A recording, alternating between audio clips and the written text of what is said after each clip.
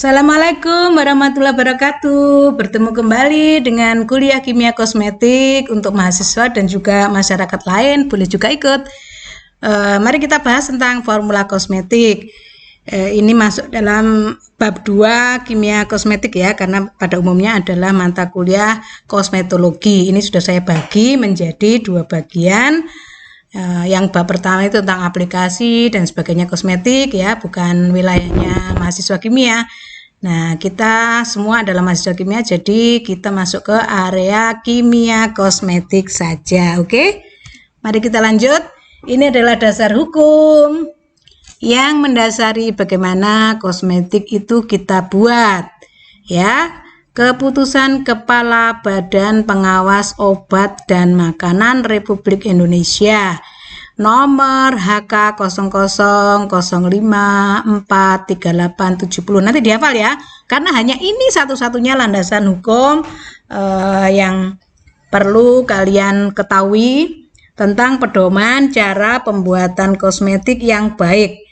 Kepala Badan Pengawas Obat dan Makanan, agar nanti kalian dalam membuat kosmetik tidak melanggar aturan-aturan yang ada. Dan memang tidak akan saya bahas lebih lanjut di sini, tapi kalian harus mencari landasan hukum ini dan membacanya, memahaminya, dan nanti mencoba detail per detail dari pasal-pasalnya dipelajari. Oke, kita lanjut saja. Sedikit tentang apa yang ada di dalam peraturan tersebut, bahwa kosmetik merupakan suatu produk yang pada saat ini sudah sangat dibutuhkan oleh masyarakat, bahkan mengalahkan makanan ya. Ayo, ada enggak yang merasa kosmetik lebih penting dari sarapan? Nah, itu ya. Bahwa untuk melindungi masyarakat terhadap hal-hal yang dapat merugikan kesehatan, maka perlu dicegah beredarnya kosmetik yang tidak memenuhi persyaratan mutu, keamanan dan kemanfaatan. Banyak kan di antara kita kosmetik-kosmetik yang awalnya wow menggiurkan ya, wajahnya bling-bling putih, senang kan yang dengan putih-putih, tapi setelah itu siapa yang bertanggung jawab terhadap kerusakan-kerusakan yang ditimbulkannya? Nah, inilah penting sekali Balai POM itu mengawasi kosmetik yang beredar di masyarakat. Nomor C, bahwa agar produksi kosmetik dalam negeri dapat tetap memiliki daya saing di tingkat internasional, khususnya AFTA ya, ini asosiasi ya, maka perlu adanya peningkatan mutu, keamanan, dan kemanfaatan kosmetik produksi dalam negeri. Jadi ini termasuk nanti kalau kalian menginginkan menjadi produsen kosmetik, boleh-boleh saja ya, tetapi tentu tetap mengikuti kaidah dari BPOM ini, bahwa langkah utama untuk menjamin mutu, keamanan, dan kemanfaatan kosmetik bagi pemakainya, maka penerapan pembuatan kosmetik yang baik itu sangat perlu ya, yang menyeluruh pada seluruh aspek ya, rangkaian produksi ya, seperti apa, bahannya harus bagaimana, tata cara produksinya seperti apa, menggunakan alat-alat apa saja, bagaimana menjaga higienitas dan sebagainya. Itu nanti ada aturan-aturan tersendiri pada saat saudara mau mengurus BPOM untuk produk kosmetik ya. Bahwa sehubungan dengan hal tersebut dipandang perlu menetapkan keputusan Kepala Badan Pengawasan Obat dan Makanan tentang pedoman cara pembuatan kosmetik yang baik ya, itu. Baik, itu adalah landasan hukum ya. Oke, ini edisi 2013. Nanti kalian bisa cari apakah sudah ada lagi edisi terbaru ya untuk kosmetik ini. Nah, menurut BPOM, definisi kosmetik, kosmetologi, diawali dengan kosmetologi dulu. Saya tadi kan sudah sudah memisahkan antara kimia kosmetik dengan kosmetologi, karena kosmetologi itu menyangkut lebih luas dibanding sekedar kimianya saja. Ini definisi kosmetologi. Kosmetologi atau ilmu kosmetik adalah ilmu pengetahuan yang mempelajari hukum-hukum kimia. Nah, ini nanti yang wilayah kita ya. Fisika juga masih masuklah ke wilayah kita ya, juga sedikit tentang mikrobiologi dan biologi. Nah, itu juga masih masuk wilayah kita. Tentang pembuatan, oke. penyimpanan, oke, dan penggunaan bahan kosmetik. Nah, yang penggunaannya ini mungkin yang lebih cocok itu di mahasiswa tata rias ya. Jadi bagaimana apply tiap jenis kosmetik ya, atau tiap produk kosmetik. Nah, itu beda-beda. Jadi mengaplikasikan blush on dengan bedak tabur dengan bedak padat itu beda-beda, itu bukan wilayah kita ya. Jadi kita masuk ke area yang kimia dan yang lainnya. Baik, ini kosmetik modern. Perkembangan ilmu kosmetik serta industrinya baru dimulai secara besar-besaran pada abad ke-20 dan kosmetik menjadi salah satu bagian dari dunia usaha. Dewasa ini teknologi kosmetik begitu maju dan merupakan paduan antara kosmetik dan obat atau pharmaceutical, atau dikenal dengan istilah kosmetik medik atau cosmeceutical ya, cosmeceutical. Nah, ini adalah definisi. Lalu kapan sih persisnya antara kosmetik tradisional yang lama dengan yang modern itu, dan apakah itu berbeda sih antara kosmetik modern dengan kosmetik lama? Sesungguhnya tidak demikian juga, karena pada dasarnya perkembangan kosmetik modern itu juga berasal dari kosmetik tradisional. Ya, kalau kosmetik tradisional masih menggunakan bahan-bahan tradisional, bahan-bahan alam dan sebagainya. Lalu kalau kosmetik modern ya tentu bahan-bahannya sudah mulai ada yang disintesis di pabrik ya, disintesis di industri. Nah, seperti itu. Dan juga selain bahan-bahannya tentu juga prosesnya. Kalau prosesnya tradisional pakai digebuk-gebuk ya, dideplok-deplok ya, diulek-ulek ya, itu masuk kriteria yang tradisional. Tapi begitu sudah masuk ke teknologi formulasi ya, di situ melibatkan penggunaan peralatan-peralatan modern yang lebih higienis ya. Nah, itu masuk ke area kosmetik modern. Terlebih lagi kosmetik tradisional, kosmetik lama itu definisinya itu tidak sampai masuk atau meresap ke dalam sistem metabolisme tubuh. Jadi kosmetik itu ya hanya di luar itu ya, itu definisi lama ya, definisi lama, belum masuk ke kosmetik modern. Nah, setelah orang merasakan ada loh efek kosmetik itu, kulit saya lo tambah halus, kulit saya lo tambah putih. Nah, orang mulai mempelajari interaksi antara kosmetik dengan apa yang ada di balik kulit kita ya. Beberapa interaksi awalnya interaksi fisik ya kan. Nah, di pelajaran kimia sendiri kan ada ikatan van der Waals. Nah, masih ingat enggak? Nah, itu berarti kan ada memulai dari sekedar ikatan fisik saja, terus selanjutnya terjadi interaksi kimiawi. Nah, disitulah maka lalu kosmetik ini harus dipelajari ya, harus dipelajari secara keilmuannya, karena ternyata ada interaksi, meskipun diawali dari fisik, ternyata ada interaksi kimiawi antara bahan-bahan kosmetik dengan sistem metabolisme yang ada di area-area kulit ya. Berarti di situ kosmetik ternyata masuk ke pori-pori. Begitu masuk ke pori-pori, di sana ada banyak organel-organel ya, kecil ya, bisa juga ketemu dengan kapiler-kapiler darah ya. Nah, lalu tidak hanya di area itu saja, ternyata juga bisa masuk ke seluruh organ-organ tubuh yang lain mengikuti sirkulasi darah. Nah, dengan demikian harus dipikirkan, apakah semua kosmetik bikin halus, bikin kulit menjadi sehat. Nah, ada enggak yang kira-kira nanti justru akan merugikan setelah masuk ke dalam sirkulasi darah ya, bertemu dengan beberapa organ tubuh kita. Nah, seperti itu. Nah, itulah yang akhirnya sudah kita kenal ada yang namanya pharmaceutical atau cosmeceutical ya, atau kosmetik medik. Nah, berarti kosmetik tapi hubungannya ada memiliki hubungan dengan medis. Ya, berarti ada efek medis dari penggunaan kosmetik itu. Nah, inilah kita menganggapnya sudah ada hubungan, sehingga dari sini mulailah muncul kita harus mendefinisikan kosmetik secara modern ya, tidak hanya seperti di kosmetik tradisional ya. Jadi hanya untuk mempercantik diri ya kan, mengurangi bagian-bagian dari wajah kita yang kurang estetika, kurang bagus begitu ya. Baik. Nah, tujuan berkosmetik itu akhirnya juga mengalami pergeseran. Ya, kalau di awal hanya mengenal bahwa kosmetik itu sekedar untuk berhias supaya lebih cantik ya, supaya hidung yang pesek tidak kelihatan pesek ya, supaya pipi yang agak jatuh sehingga kelihatan lebih terangkat, atau malah kelihatan lebih bling-bling atau seperti apa ya.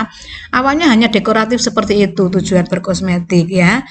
Nah, akhirnya dengan lebih meningkatnya pengetahuan tentang interaksi kosmetik dengan metabolisme dan sebagainya, dan efek kosmetik terhadap kesehatan dan sebagainya, maka tujuan berkosmetik itu menjadi bergeser ya.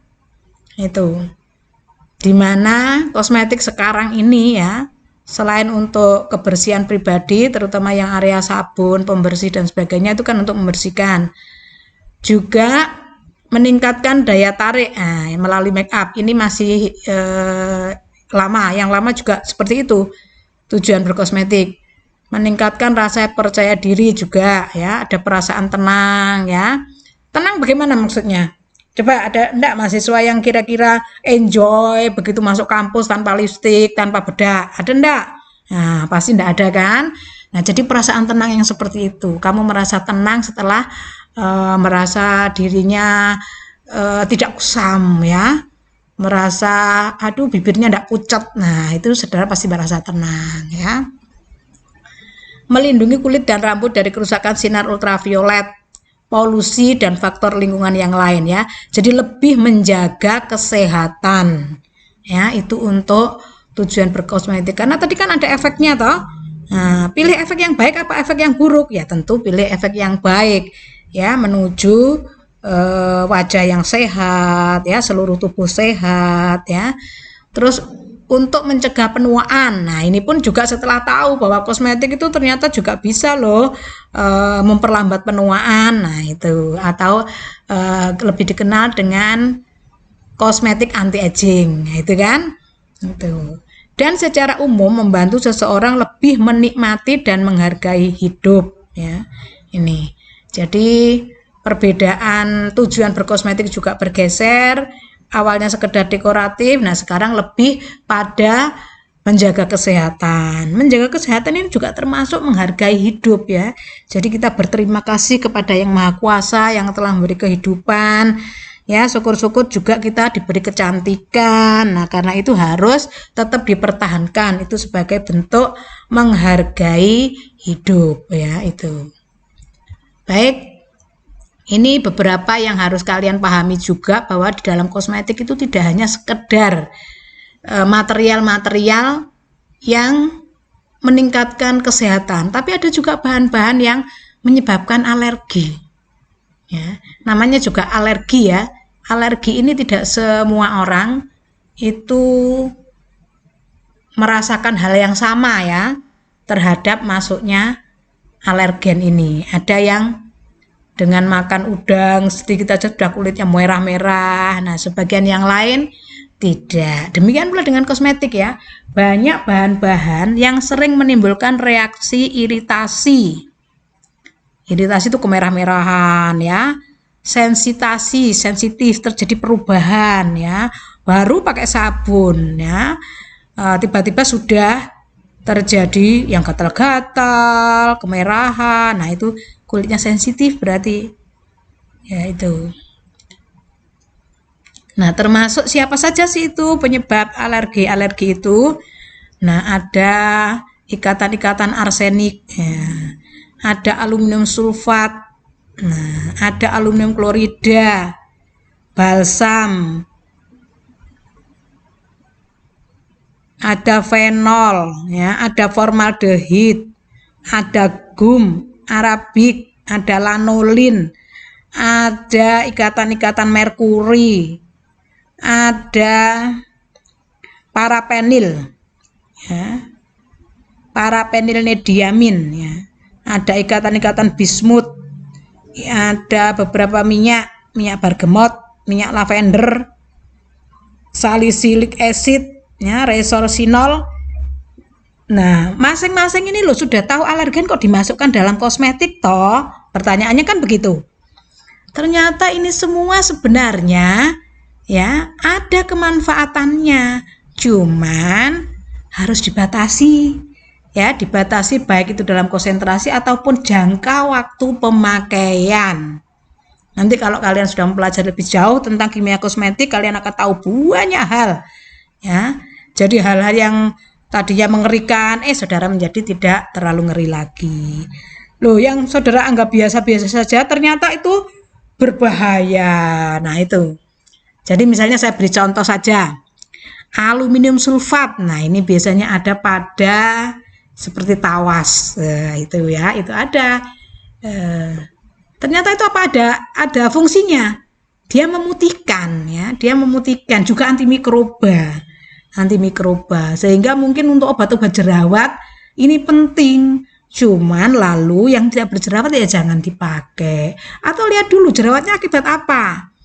Kalau jerawatnya akibat mikroba ya oke lah, ada aluminium sulfat boleh. Tapi ternyata jerawatnya bukan karena itu, misalnya karena secara hormonal, karena makan cabai dan sebagainya. Ya tentu nggak bisa. Nah, sehingga seperti inilah peliknya masalah kosmetik ya. Lalu kok ada fenol ya? Fenol kok dipakai ya? Nah, fenol itu kalau kita ikat dengan minyak-minyak mineral atau minyak-minyak alam ya, minyak kelapa dan sebagainya, itu sesungguhnya bisa menghilangkan flek hitam. Nah, tetapi tentu saudara tidak boleh menggunakan di luar ambang batas atau pada waktu yang lebih lama. Ya, setelah noda hitamnya hilang ya dipakai terus karena saudara merasa saya lo tambah putih. Nah, itu biasanya seperti itu ya. Jadi begitu efeknya menyenangkan, lanjut aja. Padahal harusnya sudah waktunya berhenti. Toh flek hitam yang permanen sudah hilang. Nah, sudah enggak perlu saudara pengen kelihatan lebih putih kayak pantatnya bayi gitu, enggak usah ya. Jadi harus segera dihentikan supaya tidak ada efek-efek yang makin memburuk. Nah, merkuri, terutama merkuri ini sekali pakai itu sudah langsung putih dan orang ketagihan pakai terus. Nah, ini salah sekali ya.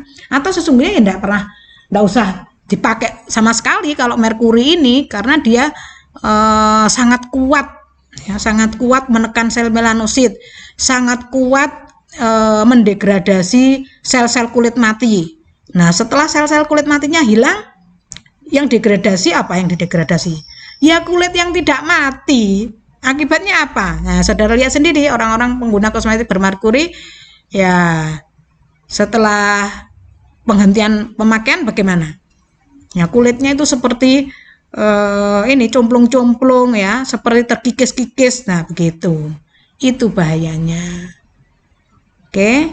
Loh, salicylic acid itu kan bahan untuk balsam, ngapain ada di wajah? Loh, sekali tempo diperlukan juga ya untuk terutama yang flek-flek hitam bandel itu. Nah, dia kan termasuk mengoksidasi dengan kuat, tapi jangan lama-lama makanya 1-2 kali sudah ya. Makanya nanti lebih baik saudara itu menggunakan kosmetik yang aman-aman saja, sekali tempo ditambahi sendiri material-material yang diperlukan, misalnya pas kulit fleknya hitam banyak kasih sedikit. Nah, setelah itu ya sudah berhenti, 1 kali 2 kali pakai selesai ya, jangan dilanjutkan. Resorcinol ini turunan vitamin A, ini juga menghilangkan jerawat dan memutihkan. Menghilangkan jerawat, menghilangkan flek hitam, tapi jangan lama-lama pakainya karena dia nanti menyebabkan saudara iritasi ya, lalu kulit mengelupas-ngelupas terus ya, suka itu enggak kan? Nah, ya sudah pakai 1-2 kali, setelah itu betul-betul hentikan ya, betul-betul dihentikan. Nah, dengan demikian kuliah 1 kali saja kimia kosmetik saudara sudah punya pengalaman toh, dalam berkosmetika, waduh iya ya, saya beli kosmetik yang aman-aman saja ya, yang tidak menimbulkan bling-bling dan sebagainya.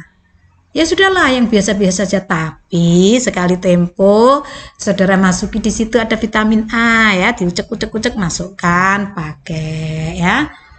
Enak kan? Nah, setelah apa yang saudara inginkan selesai, ya sudah hentikan ya. Tambah vitamin C sendiri. Krem wajahnya itu silakan. Tapi saya anjurkan tidak pada krem pagi ya. Kenapa? Karena misalnya saudara menggerus vitamin C masuk dalam krem pagi terus dipakai. Nah, padahal vitamin C itu kan isinya tidak hanya vitamin C saja atau dalam kaplet itu. Nah, material-material pembawanya itu umumnya tepung ya atau gum ya, seperti itu. Nah, itu nanti akan menjadi tebal di wajahmu. Wah, Bu Titi ini bagaimana ngajari saya menggunakan vitamin C di dalam produk kosmetik lah, saya sekarang aplikasi kok jadi tebal kayak gini bedak saya. Nah itu jangan di krem pagi ya. Kalau saudara berinovasi untuk wajahnya sendiri, gunakan di krem malam ya, meskipun saudara kayak topeng nggak ada yang takut ya, itu paling malah hantu-hantu itu di sekitar saudara yang takut ya. Oke, seneng ya. Atau mungkin saudara tambahi vitamin E, waduh seneng saya. Nah, terutama yang kulitnya kering itu enak itu dipakai tambahi vitamin E. Karena vitamin E itu kan pembawanya minyak ya, jadi bukan tepung-tepungan, sehingga kalau diaplikasikan pada krim pagi juga tidak masalah.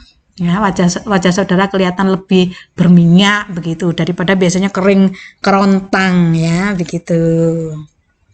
Oke, banyak kan yang ingin aplikasi-aplikasi di body lotion, silakan ya ditambahkan ya beberapa material-material aktif, tetapi tentu yang tidak membahayakan. Baik, bahan kosmetik. Nah ini bahan kosmetik tradisional terdiri dari bahan alam, diolahnya juga secara tradisional. Di samping terdapat kosmetik semi tradisional, yaitu kosmetik tradisional tapi pengolahannya secara modern. Ini ada di beberapa merek kosmetik yang tetap mempertahankan ya tradisional seperti Ratu Ayu ya, Mustika Ratu. Nah itu lebih senang mempertahankan formula-formula tradisional ya, dari rimpang-rimpangan, dari tanaman-tanaman asli Indonesia ya begitu. Tetapi pengolahannya menjadi modern. Kayak dulu misalnya rimpang begitu saja digerus ya, begitu saja digerus masuk ke dalam formula ya, formula dempul lelot ya, formula apa bedak dasar. Nah begitu. Kalau sekarang sudah mengikuti, misalnya harus dibuat simplisia dulu ya kan, orang kimia kenal kan itu, orang biologi juga kenal ya, dibuat simplisia dulu, diekstrak menggunakan pelarut yang tepat. Nah, berikutnya mendapatkan material aktif. Nah, baru inilah yang masuk ke dalam formula kosmetik ya itu. Itu berarti menggunakan cara-cara modern ya begitu. Terus juga ada sedikit menambahkan bahan-bahan kimia sintetik. Ini terutama untuk pengawet ya. Coba bayangkan kalau kosmetik tanpa pengawet. Nah, padahal di situ kan juga isinya nutrien-nutrien semua itu bahan alam itu. Nah, namanya nutrien, nggak cuma manusia yang mau makan, mikroba juga mau. Nah, akhirnya rusak ya, rusak atau baunya sudah nggak karu-karuan. Nah, apa kamu mau misalnya menggunakan kosmetik ya? Wah, ini alamiah, tapi lalu baunya apa ya? Bau kecut, bau tengi. Nah, mau kamu? Nggak mau kan? Nah, akhirnya ditambahkan zat-zat kimia sintetik untuk mengawetkan. Ya itu.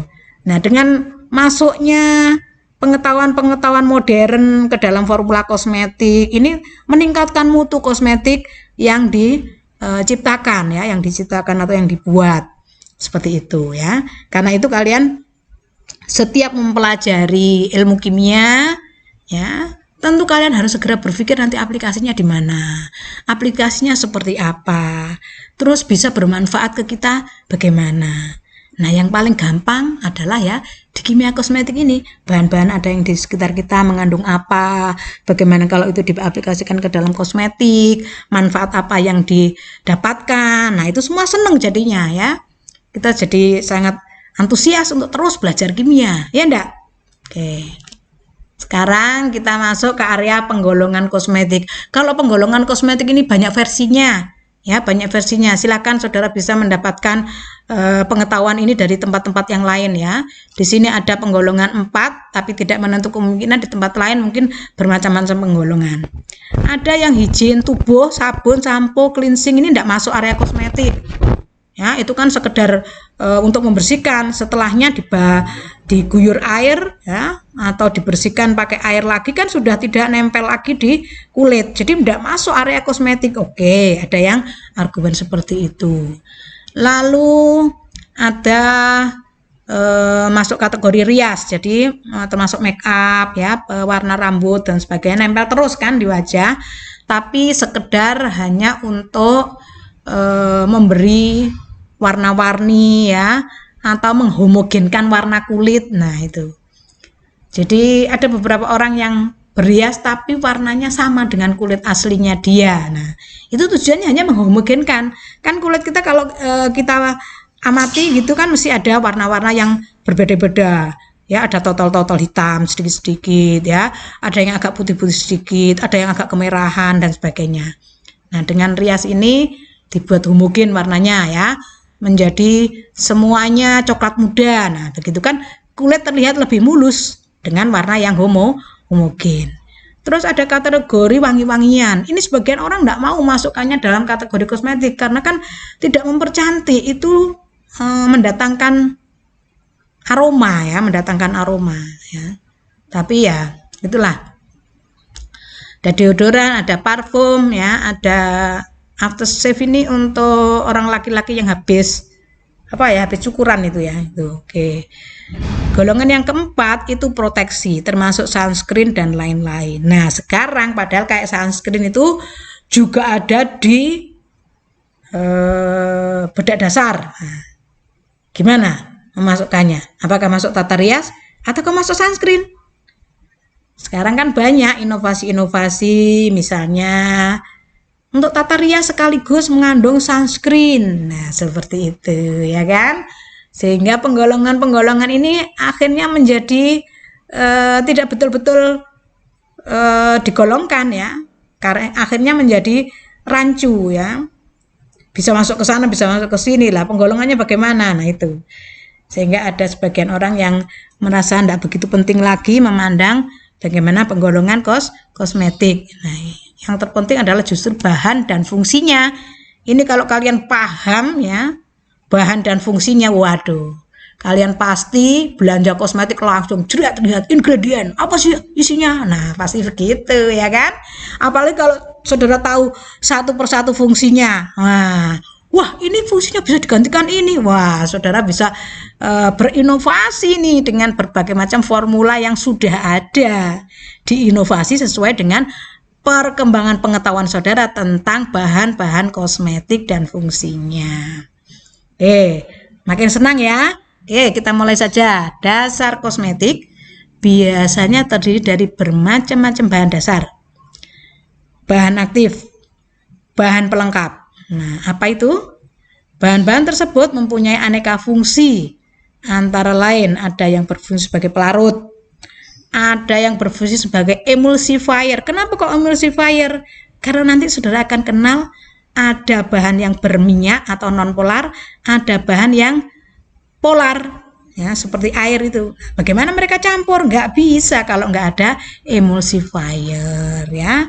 Terus ada yang berfungsi sebagai pengawet. Nah, ada yang sebagai adhesif pelekat. Nah, terutama untuk nempel-nempelkan bedak itu, ya, itu harus ada pelekatnya. Ya, itu di bedak-bedak yang nantinya ditempel di bedak lain, nah bedak tabur, nah berarti ada di bedak padat adhesif ini. Bahkan ada loh sekarang ini terang-terangan masa pakai lem loh di dalam aplikasi kosmetik ya. Kita pengen ketawa tapi nyatanya memang itu diperlukan ya untuk melekatkan supaya nggak gampang terlepas dari kulit atau dari permukaan kulit. Ada yang untuk pengencang, nah ini memberikan efek seolah-olah ketarik begitu ya. Terus ada yang adsorben, ini mestinya ya, adsorben atau penyerap. Mengapa kok harus ada penyerap? Lah coba bayangkan, wajah kita seharian ini kan ya keringatan ya. Nah kalau nggak ada yang menyerap, nanti keringat kita kan menjadi deleweran ya, mengalir, terus melarutkan bedak-bedak kita itu, ya kan? Nah makanya sekarang ini ya banyak digunakan juga material-material absorben, koyok bangunan ya. Nah begitulah. Ya, jadi nanti kalau saudara mengaplikasikan kosmetik itu enggak ubahnya dengan orang ngecat tembok juga. Ya, ada absorbennya yang menyerap. Sehingga begitu saudara berkeringat, kosmetiknya bukan tambah luntur, tapi malah saudara tambah kelihatan lebih putih. Mengapa? Karena ada material-material. Nah, ini nanti penelitian-penelitian saya waktu itu yaitu tentang bentonit ya. Itu lempung. Kaget ya, saudara ya. Wah, lempung, Bu. Iya. Jadi bahan bedak itu bedak tabur, bedak padat itu ada lempungnya ya yang namanya bentonit. Itu begitu sudah nyerap dia kan makin mengembang. Makin mengembang warnanya makin pudar. Jadi tadinya kalau bentonit itu sudah di oven dan sebagainya ya untuk persiapan menjadi bedak itu ya. Itu warnanya krem. Begitu sudah menyerap air tuh malah keputih-putihan, jadi krem keputih-putihan, sehingga loh habis wudhu atau habis keringetan gobios kok malah lebih putih ya orang ini. Nah lebih seneng kan saudara? Itu ternyata adalah bentonit ya.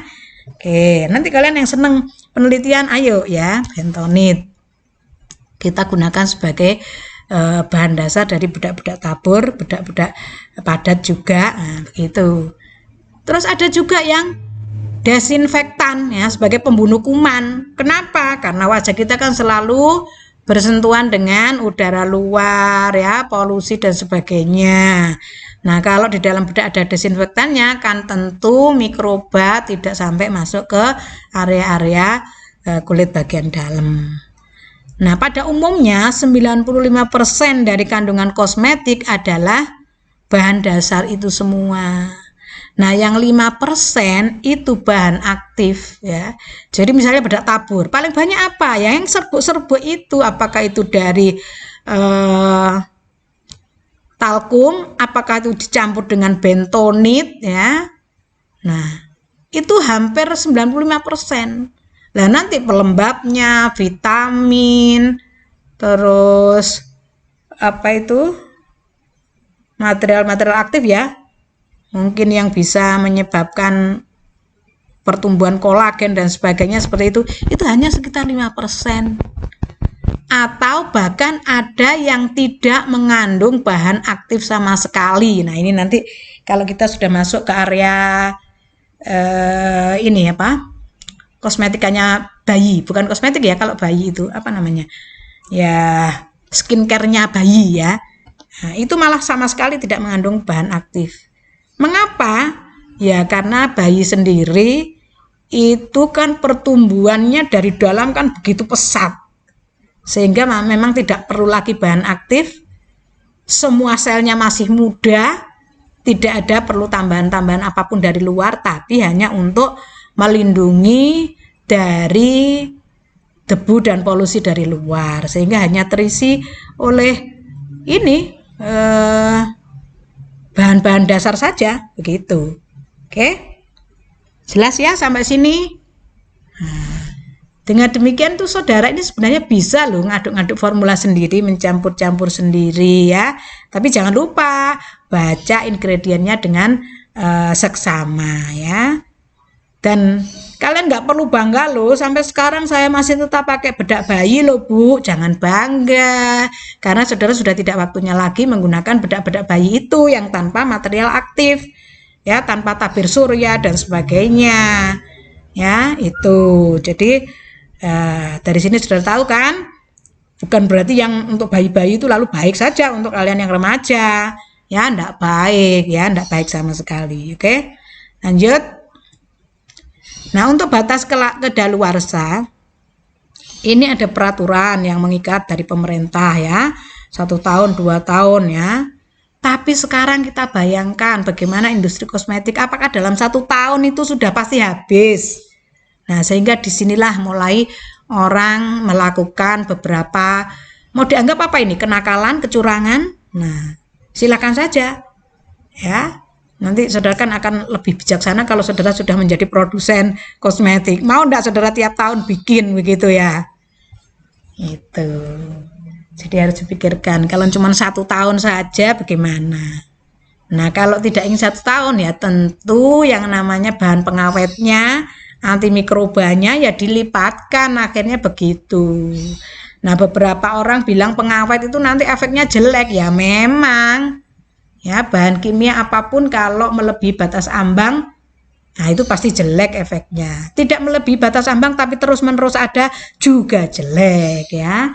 Karena itu memang kosmetik ini dipandang apa ya? Ya perlu dipandang perlu ya. Kalau di rumah-rumah saja ya tentu saudara tidak harus menggunakan tabir surya, tidak harus menggunakan foundation ya. Ya cukup dibersihkan saja. Nah, kalau mau keluar baru menggunakan, kan mau ketemu sinar matahari dan sebagainya. Kalau malam kan butuh vitamin-vitamin dan sebagainya. Tapi saya ragu, Bu, vitamin-vitamin yang ada di kosmetik. Ya oke lah, kamu oles-oles vitamin sendiri ya. Nah, tapi kenapa kok saya oles seperti minyak zaitun? Itu kok tetap nggak meresap ya. Nanti kalian akan tahu mengapa nggak meresap ya. Lalu disiasatinya bagaimana? Dengan kosmetik yang ada, yang kamu punya, kamu tambahkan minyak zaitun ya, supaya masuk. Karena masih ada yang mendorong untuk masuk itu.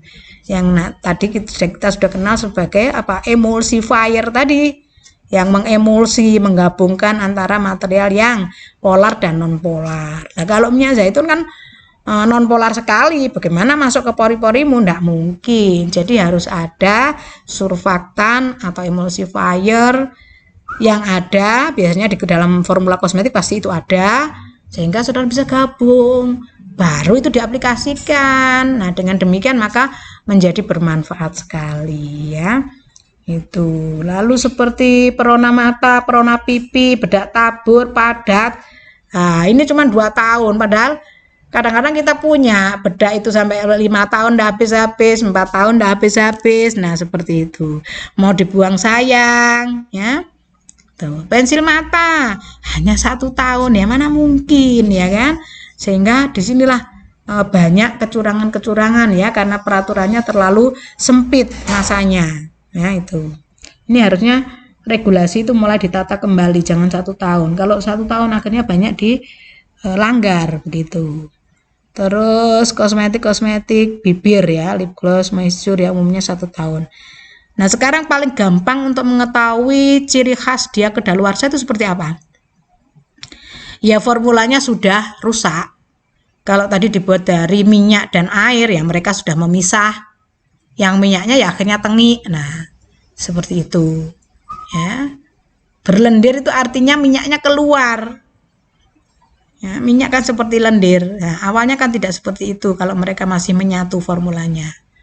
Begitu sudah rusak, minyaknya keluar. Terus apalagi nanti setelah beberapa waktu diikuti dengan bau tengi. Nah, itu ya. Oke.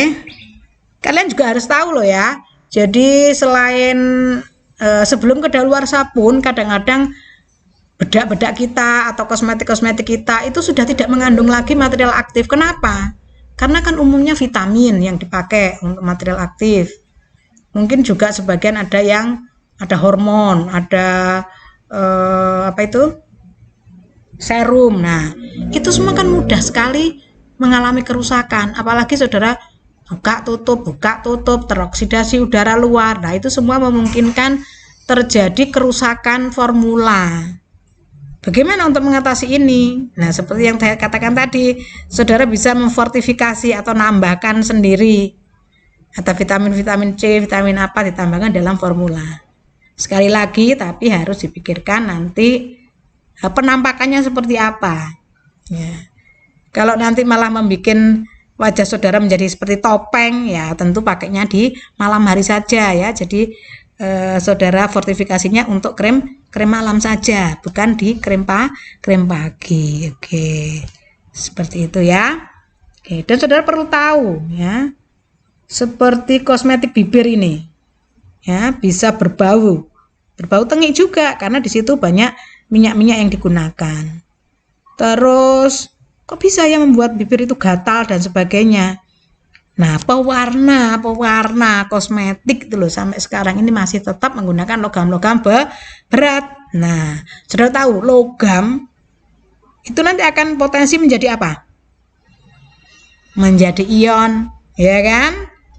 Sudah pasti itu, saudara bisa melihat dari potensial reduksinya, ya, positif apa negatif. Nah, silakan dilihat. Ya, kalau negatif kan berarti dia lebih cenderung untuk menjadi kation. Nah, itu. Kalau sudah menjadi kation bagaimana? Mudah menembus ke dalam pori-pori bibir, ya. Otomatis di situ terjadi penolakan dari tubuh setiap ada antigen antibodi yang muncul. Nah, terjadi peperangan. Nah, itulah yang kita merasakan gatal-gatal, ya.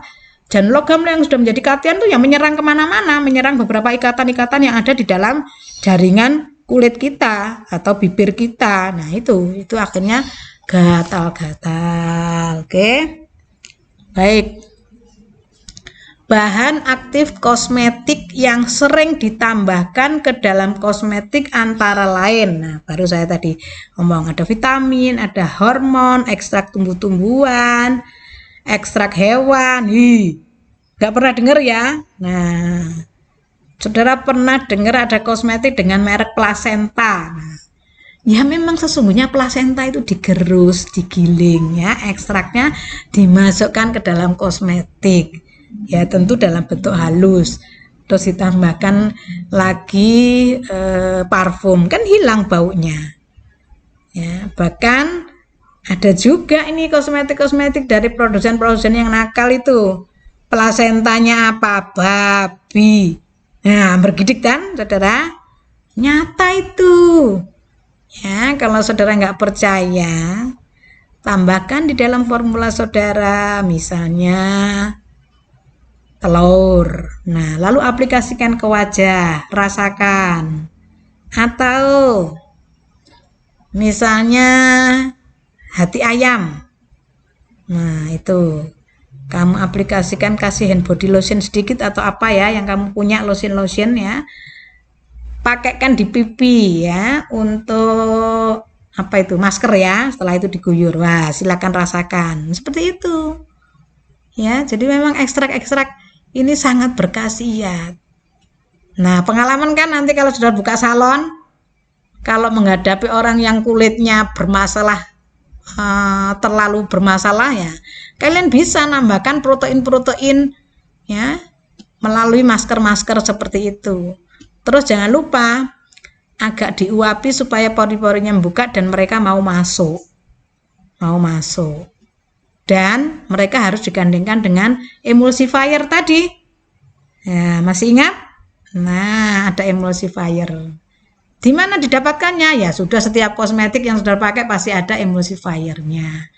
Jadi untuk kimia kosmetik di awal-awal begini, sebelum kita praktek membuat krim-krim wajah, ya itu yang sudah ada itu coba saudara gabung-gabung dengan material-material aktif yang saudara jumpai di kanan kiri saudara, silakan.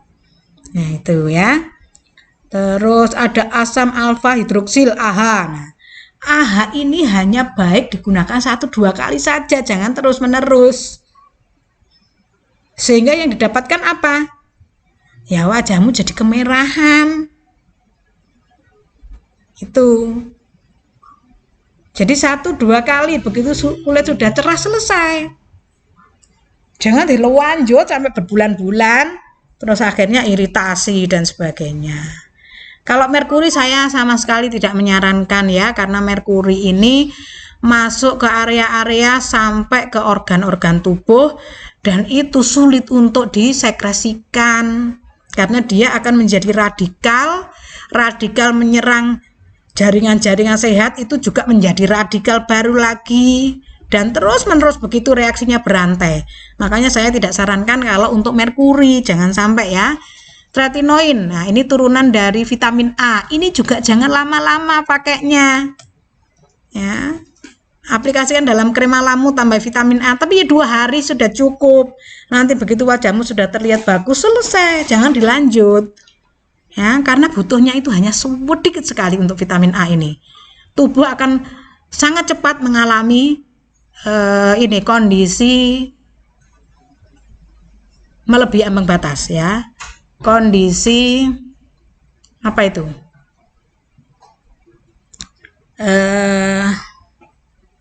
terlampaui kebutuhannya, overdosis ya. Nah itu efeknya jelek sekali. Lalu hidrokinon ini pun juga saya hanya menyarankan seminggu lah. Makanya ini seharusnya yang menata seperti ini ya dokter yang mengedarkan kosmetik itu ya. Jadi hidrokinon seminggu sudah. Namun biasanya orang begitu tahu tambah putih pengennya terus ya. Terus hidrogen peroksida, nah, ini sangat keras kalau hidrogen peroksida ini ya. Ini konsentrasi penggunaannya harus kecil sekali. Jangan sampai terasa di kulit juga. Kalau sampai terasa di kulit itu seperti kebas, tak berasa apa. Yang kulit jadi kayak ngedebel itu. Nah itu berarti peroksida yang konsentrasi tinggi ya. Jadi ya jangan main-main lah untuk hal-hal yang seperti ini ya. Dokter pun juga tidak bisa sembarangan ya dengan bahan-bahan kimia seperti ini. Oke, itu adalah bahan aktif kosmetik. Saudara, berkosmetik itu ingin sehat apa ingin cantik? Nah, kalau ingin cantik biasanya kalau putih sedikit lalu keterusan. Tapi kalau ingin sehat ya, begitu sudah terasa cerah, berhenti ya, tidak boleh dilanjutkan kalau mengandung bahan-bahan yang cukup berbahaya seperti ini. AHA itu ya saya bilang berbahaya, tapi orang enjoy pakai berbulan-bulan, bertahun-tahun. Tretinoin, nah turunan vitamin A ini juga saya bilang bahaya. Wah, merkuri sama sekali jangan pakai ya. Hidrokinon seminggu lah sudah berhenti. Hidrogen peroksida ini waduh, ini berbahaya ini. Oke. Nah, makanya saya menulis secara khusus untuk merkuri ini. Merkuri itu dapat membuat kulit terbakar, menjadi hitam. Sering ya melihat wajah-wajah dengan pipi yang hitam sekali seperti aspal bahkan ya itu. Terus dapat juga sampai berkembang menjadi kanker kulit. Ya, kalau sudah sampai kanker kulit ini saudara sudah sulit sekali untuk dilakukan terapi ya. Terus merkuri anorganik itu biasanya kan Hg2+ yang ada di dalam krim-krim pemutih itu. Ini bisa menimbulkan keracunan jika dipakai dalam jangka waktu lama. Lalu juga ada efek buruk dari merkuri yang sampai sudah menjadi gugus ya, sudah menjadi gugusan. Itu berarti sudah berinteraksi dengan makhluk hidup ya, jadi sudah lama di dalam kulit kita. Nah, banyak yang memberikan hasil penelitian bahwa metil merkuri. Nah, berarti kan sudah berikatan dengan metil. Nah, metilnya didapatkan dari mana ya? Dari kehidupan, bisa dari tubuh kita, dari tubuhnya mikroba, dari tubuhnya hewan-hewan yang ada di perairan dan sebagainya yang terkontaminasi merkuri. Nah, ternyata metil merkuri ini pun juga sangat-sangat berbahaya, terutama mengganggu sistem saraf ya. Dulu pernah ada kasus Minamata di Jepang ya. Itu juga melibatkan keberadaan merkuri yang ada di perairan, masuk ke ikan-ikan, ikannya dikonsumsi seperti itu. Ya. Setelah selesai Perang Dunia Kedua itu banyak sekali pengeboman, terutama industri-industri pestisida, industri pupuk, industri tekstil, dan industri yang bermacam-macam di Jepang itu. Tumpah ruah semuanya masuk ke area mana? Area perairan. Ya, awalnya katakanlah ya yang dibom itu otomatis daratan, tapi begitu kena hujan dan sebagainya masuk kemana? Masuk ke perairan. Akhirnya di situ banyak sekali warga Jepang yang mengalami kelainan saraf. Misalnya mulutnya menganga terus, matanya terbuka terus ya. Terus gerakan-gerakan bergerak-gerak terus tangannya, kakinya. Ya, itu yang kita kenal dengan tremor. Mereka insomnia, sulit tidur ya, mereka banyak yang menderita kepikunan, banyak yang menderita kebutaan. Ya, itu. Terus emosi, gangguan emosi ya, banyak orang gila, banyak orang ya marah-marah nggak jelas di jalanan. Nah, itu semua terjadi pada saat itu dan itu sangat mengerikan.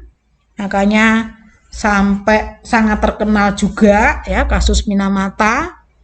Itu adalah karena ambang batas konsentrasi berbagai material-material anorganik termasuk merkuri ini, terutama merkuri paling besar ya, ada timbal sih juga, ada krom, ada seng, ada logam-logam yang lain ya, pendukung industri ya namanya, semuanya juga ada, tapi yang paling berbahaya itu memang merkuri, karena merkuri ini mudah sekali untuk berinteraksi, bahkan logam saja kan larut dengan merkuri ya, satu-satunya logam yang bentuknya cair ya merkuri ini ya. Untuk membentuk beberapa gabungan logam perlu merkuri ya, jadi keberadaannya ada di mana-mana.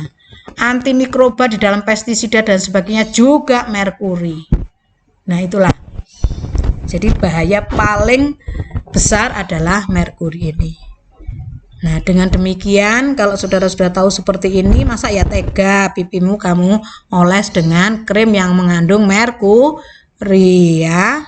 Bu, saya tambah cantik, Bu, monyor-monyor kayak pantatnya bayi, Bu, pipi saya. Iya, itu hanya di awal. Merkuri yang masuk selanjutnya bagaimana? Merkuri yang menekan sel melanosit kamu suka, karena melaninmu saat kena sinar matahari tidak perlu memuntahkan pigmen ya, tidak perlu memuntahkan zat-zat warna ya, yang ada kamu tetap putih meskipun kena sinar matahari, seneng kamu ya kan. Tapi kamu perlu tahu merkuri itu tidak begitu saja berada tetap di kulitmu, tapi juga masuk ke dalam-dalam karena dia bentuknya adalah kation. Dia masuk bersama aliran darah ya, menuju ke seluruh organ tubuhmu sambil membentuk radikal bebas di mana-mana. Organ yang sedang lemah di situ diserang. Kalau ginjal ya berarti ginjalnya cepat rusak. Kalau paru-paru ya paru-parunya cepat rusak dan potensial menyebabkan kanker. Cantik-cantik kanker paru-paru, kan cantik ginjalnya hilang satu. Ada yang mau? Oke, hidup adalah pilihan. Silakan. Mau tetap bertahan dengan wajah bling-bling? Oke. Ya, itu semua ada risikonya. Baik, ini adalah hasil penelitian saya. Ya. Saya memang juga sengaja supaya kalian mengenal nanogold dan produk-produk yang dihasilkan itu nanti menjadi kebutuhan masyarakat. Itu memang tujuan saya ya. Jadi ini adalah salah satu upaya mencarikan solusi terhadap keberadaan merkuri yang sudah sedemikian masif di masyarakat kita. Kosmetik-kosmetik mengandung merkuri sudah tidak mungkin dicabut lagi. Ya, sudah begitu menyebar luas di masyarakat sehingga siapa yang perlu obat ya, siapa yang perlu solusi. Nah, inilah. Jadi saya memperkenalkan nanogold ini adalah sebagai salah satu solusi terhadap kerusakan akibat merkuri, baik itu nanti aplikasinya dalam kosmetik maupun juga obat. Sebagai gambaran, ini proliferasi sel fibroblast ya yang saya gunakan, yaitu sel kulit. Nah, ini adalah penampang kulit mencit. Untuk digambar ini adalah kelompok yang diaplikasikan krim yang mengandung nanogold saja. Lalu ini adalah kelompok kontrol tanpa perlakuan apapun. Ini adalah kelompok yang diperlakukan dengan krim yang mengandung merkuri. Mari kita bedakan. Ya, yang dengan krim nanogold proliferasi sel terjadi secara bagus. Dilihat dari mana? Kita melihat sel-sel ini homogen. kecil-kecil, itu artinya menunjukkan sel-sel muda yang potensial. Nah, sedangkan kelompok kontrol ini bermacam-macam, ada sel yang sudah besar-besar ya, memanjang ini sudah waktunya membelah diri, dan sel-sel yang kecil-kecil ya, ini sel-sel yang muda, jadi campuran ya, campuran bermacam-macam itu di kelompok kontrol. Nah, sekarang kita lihat sel itu ada di kelompok merkuri bagaimana. Banyak sel yang mengalami lisis, apoptosis, kematian sel ya. Kalau lisis itu terjadinya pemburaian selaput sel ya, jadi selaput sel itu sudah tidak berfungsi lagi sehingga isi sel otomatis terburai keluar ya, itu namanya lisis. Apoptosis kematian sel, selnya mengkerut mati ya. Masih ada juga di sana sini beberapa sel yang masih bertahan hidup. Di sini banyak bercak-bercak hitam, dan ini pun yang juga bisa kita amati di kulit yang menggunakan kosmetik bermerkuri ya. Jadi banyak bercak-bercak hitam adalah kumpulan dari sel-sel atau vakuola, lubang-lubang sel yang di situ tidak ditemukan lagi sel-sel kulitnya ya, sehingga kosong diisi pigmen-pigmen yang kuat hitam-hitam ini ya, sehingga yang kita saksikan itu. Nah, lalu kelompok ini kan yang dibunuh lalu dianalisis. Ada yang dilanjutkan tapi dipulihkan. Nah, ini adalah kelompok pemulihan untuk konsentrasi 5 ppm selama 4 minggu. Ini konsentrasi 10 ppm sama-sama 4 minggu, dan ini konsentrasi 20 ppm. Kita bisa melihat ya pertumbuhan selnya ya, pertumbuhan selnya. Bagaimana vakuola yang awalnya begitu tajam begini ya, terus vakuolanya ini memudar karena sudah mulai terisi satu persatu oleh sel-sel yang mulai hidup ya.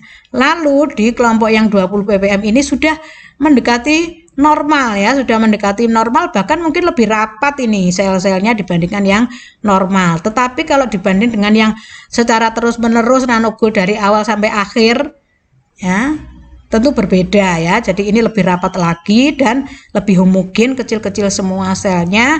Ini yang kita saksikan, kulit menjadi lebih mudah, elastis ya, seperti itu. Ini pada penampakan sel dengan pewarnaan ya, ini ada pewarnaannya loh ya, supaya terlihat selnya seperti ini ya, menggunakan hematoxylin eosin ya. Silakan di searching ya, atau belajar di pelajaran biologi ada itu ya.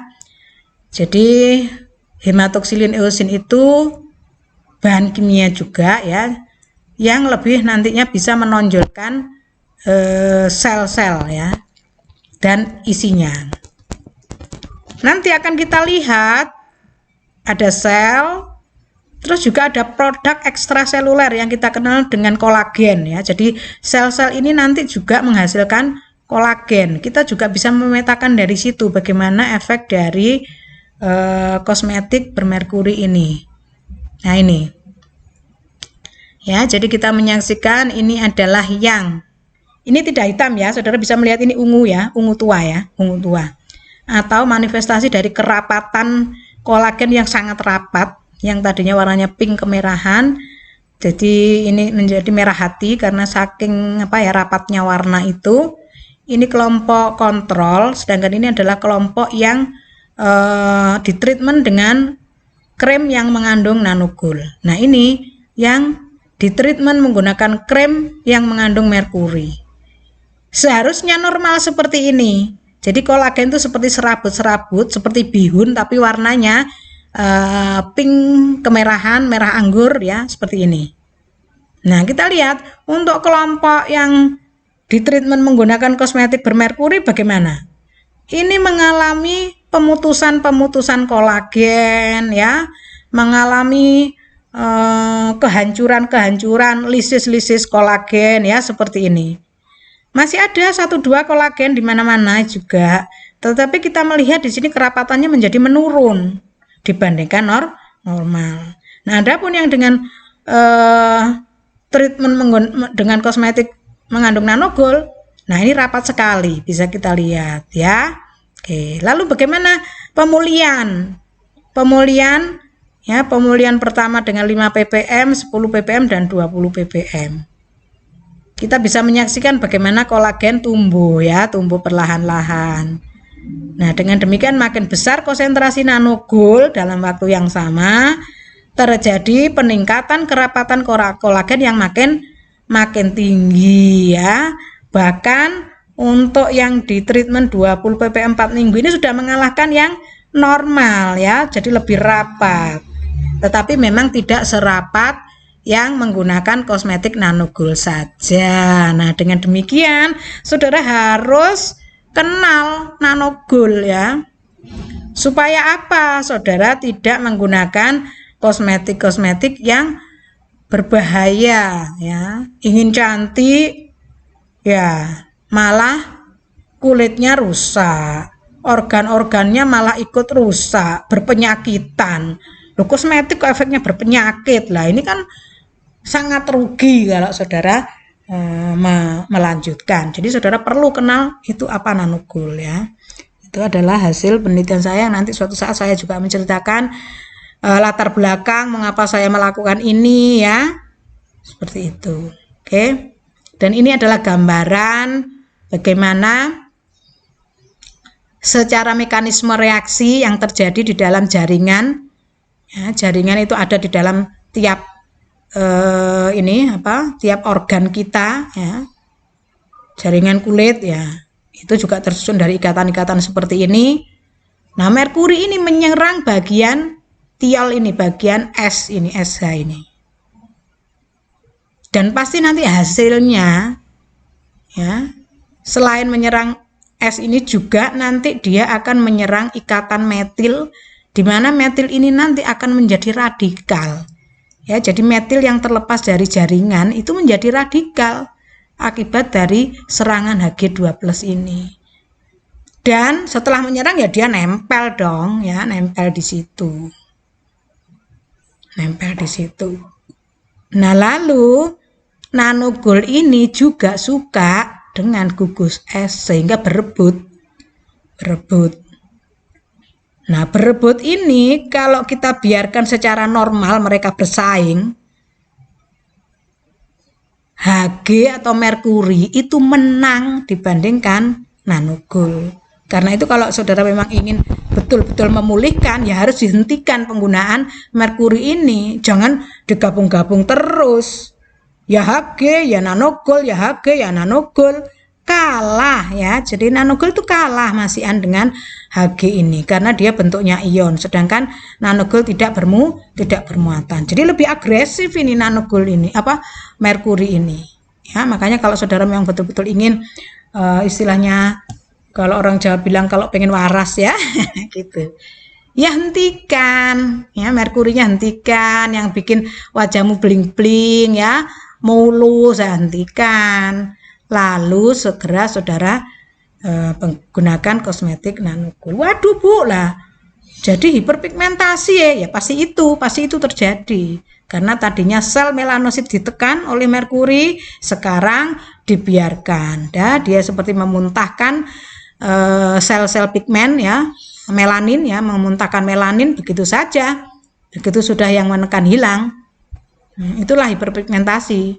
Ya memang secara bertahap baru nanti akan tergantikan oleh lapisan-lapisan sel berikutnya yang tentu lebih cerah warnanya, lebih putih. Ya, sementara merkuri sudah terbuang ya, baik itu melalui kulit-kulit yang mengelupas maupun juga melalui sekresi ya, sekresi di dalam tubuh kita ya. Jadi ada 2 jalur begitu. Nah, kalau memang saudara ingin pulih ya harus dihentikan. Nah, ini untuk ikatan yang lebih kompleks lagi, di mana kalau tadi kan S ada di ujung saja, tapi ini adalah S ada di tengah molekul ya. Jadi ada di jembatan atau sebagai jembatan disulfida. Nah, ini juga suka merkuri itu. Nanogol juga begitu, bisa menyerang ini ya. Jadi memiliki kemampuan untuk menyerang area-area S ini. Ya. Nanti begitu situs ini sudah direbut oleh nanogol, nah untuk selanjutnya maka nanogol akan pergi karena dia sebagai katalis dalam hal ini. Katalis kan akan terbentuk kembali setelah mekanisme reaksi berlangsung. Nah, setelah katalis terbentuk kembali, otomatis ikatan disulfida ini akan terbentuk kembali juga. Beda kalau yang sudah dikuasai oleh Hg2+ yang sudah bentuknya ion ini, tidak akan dilepaskan. Bahkan dia akan berantai menyerang terus ke dalam jaringan-jaringan yang masih sehat. Semuanya nanti menjadi radikal. Nah, begitu. Kalau di dalam jaringan semua jadi radikal, ya rusak jaringan itu, nggak bisa berfungsi. Ginjal nggak bisa nyaring urin ya. Begitu. Nah, itulah. Makanya saudara harus bijaksana dalam memutuskan ya akan menggunakan atau akan berkosmetik dengan apa. Nah, itu jangan asal ikut-ikutan, temannya putih ikut-ikutan, ya temannya bling-bling juga pengen bling-bling. Nah, begitu ya. Baik, ini adalah hewan coba tikus. Bayangkan, ini adalah tikus. Ini sudah tikus pemulihan ya, tikus pemulihan ya. Salah satunya kita sembelih ini. Jadi awalnya tikus itu ada sebagian kelompok yang kita biarkan menjadi kelompok normal. Ada yang kita apply dengan kosmetik bermerkuri ya, ini hasilnya. Nah, ini. Ya, tadinya kita aplikasikan di wajah, tapi ini banyak dimakan ya, ditakur-takur lalu dimasukkan ke mulut ya. Akhirnya kita taruh di tempat yang jauh dari jangkauan, yaitu di punggung ini, sulit ini ya. Kadang mereka gatal-gatal juga ya, digaruk-garuk begitu. Nah, ini setelah maunya kita 2 minggu ya waktu itu untuk aplikasi kosmetik bermerkuri ini, tapi seminggu saja kondisinya sudah seperti ini ya. Jadi sudah antara hidup dan mati. Terus begitu kita bunuh, ini hasilnya ya. Jaringan kulitnya itu sangat tipis, darahnya itu beku ya, bahkan tidak ada tetesan darah ya, bersih, darahnya membeku, terus kebiru-biruan juga organ-organnya ya. Itu ini adalah kelompok normal yang ini. Nah, begitu sudah dipulihkan dengan nanogol, maka ini menjadi sehat-sehat, gemuk-gemuk, sampai di penteng itu sulit ya, apa di penteng, ditusuk dengan jarum pentul seperti ini, ditarik kulitnya itu sulit karena tebal ya, tebal. Kalau yang normal masih bisa, tapi juga ada ceceran darah ya kalau yang normal ini. Nah, kalau yang dengan nanogol ini, waduh, darahnya di mana-mana ya. Dia menunjukkan tikus yang sangat sehat atau mencit yang sangat sehat. Terlihat gemuk ya, terlihat gemuk, dan ini juga sulit untuk dibentangkan ya, saking tebalnya kulitnya. Ini gemuk ini. Sangat berbeda sekali dengan perlakuan yang menggunakan kosmetik bermerkuri. Nah, ini salah satu, ada juga ya relawan yang mau menggunakan kosmetik bermerkuri. Di situ ada terjadi ini apa totol hitam ini ya, tapi ya maunya ya cuman di area yang kecil saja, namanya juga relawan ya. Di sini ternyata terjadi pembengkakan ya, lingkar hitam. Nah, ini kalau yang dibaca ya nanti bisa berupa flek hitam yang ngeblok begitu ya, flek hitam yang ngeblok ya. Oke, nah ini ya, jadi total seperti ini ya, penggunaan kosmetik bermerkuri ya. Itu tadi yang potensi coba saya, nah ini kulitnya kering ya, sehingga potensi flek hitam. Kalau yang untuk kulit berminyak, flek berpotensi berjerawat seperti ini. Jadi begitu kosmetik merkurinya dihentikan, langsung terjadi banyak jerawat, mulai ada gini. Berarti ini jenis kulit yang berminyak. Oke. Nah, ini untuk, nah ini kalau mau disebut ini kebakaran, rambutnya kok nggak terbakar. Nah, ini adalah ternyata efek dari kosmetik yang menguap pada suhu ruang. Karena kosmetik ini juga bisa menimbulkan sesak nafas, maka ini ada bantuan pernapasan ya. Ini adalah efek dari penggunaan merkuri secara berlebihan ya. Awalnya cantik begini. Oke. Nah, ini diprediksi adalah kanker kulit ya. Kanker kulit ya, seperti itu. Terjadi bonyok-bonyok seperti ini. Ya, makanya kalian harus hati-hati ya. Banyak flek hitam kok terus tiba-tiba ada kayak udun kayak apa. Nah, itu. Atau kayak apa? Bintik kecil tapi ada yang bernanah juga. Nah, itu harus segera memeriksakan diri, jangan-jangan di situ ada kanker ya. Oke. Baik, untuk pertemuan kali ini mungkin sampai di sini dulu ya. Kita ketemu lagi dengan bentuk sediaan kosmetik emulsi ya. Jadi nanti kita ketemu lagi dengan ini.